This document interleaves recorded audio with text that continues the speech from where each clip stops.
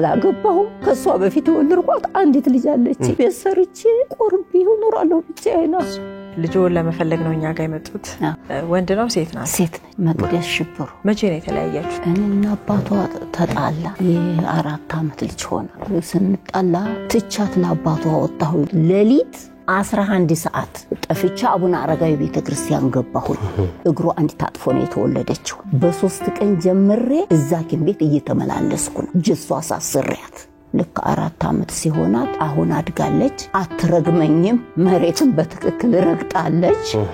ቁጭ አደረኳትና ጥዬ ጠፋሁ እኔ ገጠር ነው ተወልጄ ያደኩት ወሎ ክፍለ ሀገር ላማለብ ይችላልው ወፍጮ መፍጨት ይችላልው እንደገና እዛ ገብቼ የቀጠሩ ሰዎች ጋር ላማልባለው ወፍጮ ፈጫለው 5 ወር እሷ ቤት ተቀምጬ እዛ ሀገር ደግሞ የወረዳው አስተዳደር ካልዳርሽልኝ ይላታል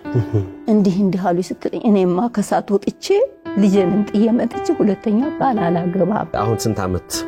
ሆናት ማለት ነው ዘንድሮ እኔ አመቱን አላቀም የተጋባ ነው እኔ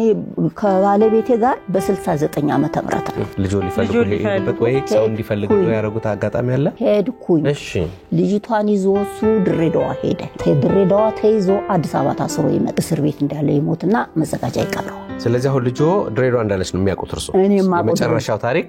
ድሬዳዋ እንዳለች ከዚያ በኋላ ግን እርሱ አገቡ ወለዱ እየሰራው ነው የኖር አላገባሁም ከሷ በፊት ወልርቋት አንዲት ልጅ አለች ኖር ያለው ይሁን እስካሁን በሰርቼ ቆርቤ ሆኖራለሁ ብቻዬና